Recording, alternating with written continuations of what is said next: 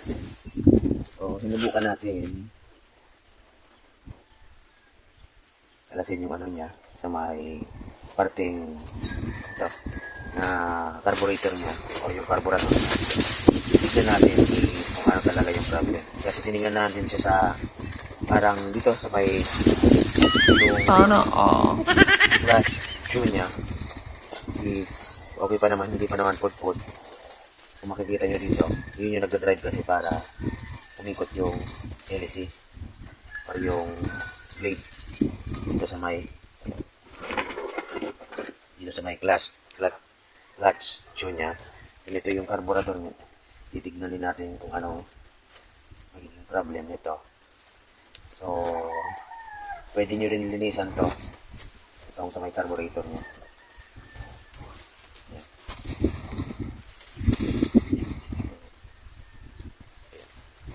Ilapit ko lang. Pwede natin itong linisan. Kasi minsan dito ang nagbabara. Pinalitan na din natin ng sana spark plug na bago. Is ganoon pa rin. Tanggalin lang natin to. Ayan. So, i-close lang natin. Ayan o. Yung isang hose. Tapos ito. Yung brown. Hindi naman kayo malilito kasi mas mahaba yung size. Ito unahan. Tapos ito. Ayan. Ito maikli dito sa baba. Itong mahaba. Dito sa may unahan. Ayan. Hindi tignan natin yung problem nito kung anong naging solusyon. Okay lang natin. Then yung ito pala. Baka malito kayo. Laging nakaganyan yan. Ayan. Pag magbabalik kayo. Ayan. Itong cover niya. Para mailak itong carburetor. So, tignan natin.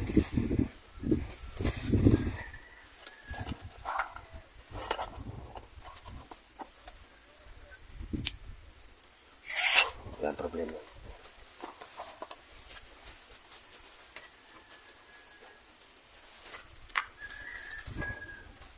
Kailangan meron tayong paglilinisan na.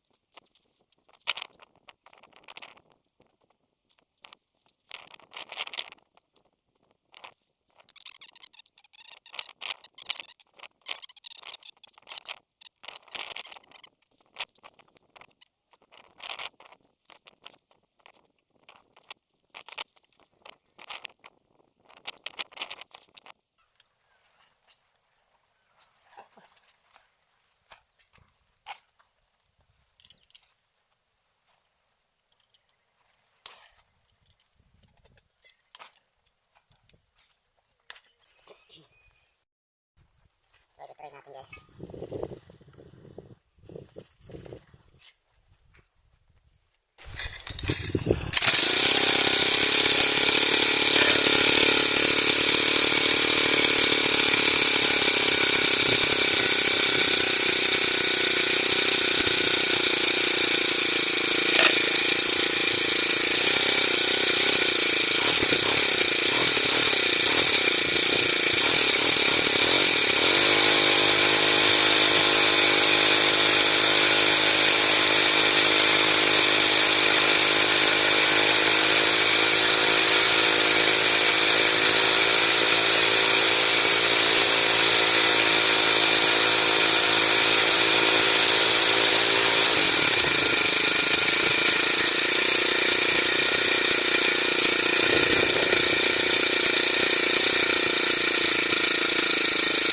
na siya kinakapos, guys. Hindi na siya kinakapos. Linisan lang natin yung carburetor niya. So, babaan lang natin yung minor.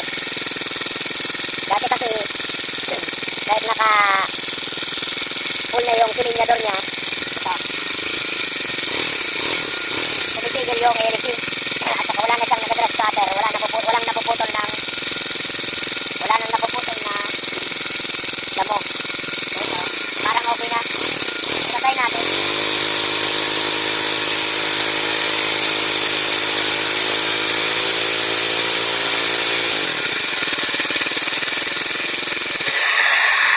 Yun eh. Oh.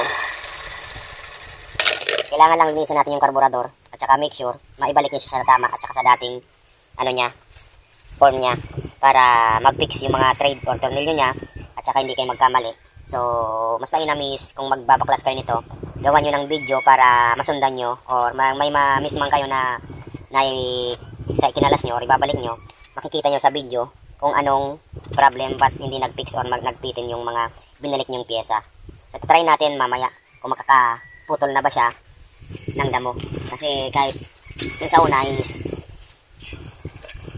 nakapul na yung ano natin, yung nakapul na yung grass cutter, yung silinyador ng grass cutter natin is talagang ayaw pumutol ng damo. So makikita natin ito kung okay na ba siya. Kung effective pa yung paglilinis natin yung paglinis ng carburetor o yung carburetor niya. So ganun lang is wala namang problem. Bago na yung spark plug natin is yung kuryente niya is dumadaloy naman. Yun, okay naman kung okay pa naman yung filter ng galing sa tangke kasi may filter sa loob, yung maliit na filter, yun yung pangsala ng gasolina. Kung may latak man yung gasolina or yung may mga yung nabibili natin sa bote-boteng gasolina is yun yung nagsilbing pangsala niya, yung tawag dito yung filter niya. Ayan. So ibalik lang natin to sa loob. Hindi tayo makapag-cutting ng damo kasi nga yun ang naging problem. Yung carburetor natin is madumi na sa loob, kailangan natin baklasin. So titignan natin kung effective ba yung pagbabaklas natin ng carburetor o paglilinis natin ng carburetor. Yun lang ang naging problem. Kung hindi naging problem yung tawag dito, itong spark plug nyo at saka yung filter ng gasolina is okay pa naman, at saka hindi yung clutch tune nyo is okay naman, hindi pa naman pudpud, is ito yung problem, yung daluyan dito ng gasolina or itong carburetor is madumi na, kailangan lang natin linisan. So ayan, balik lang natin to.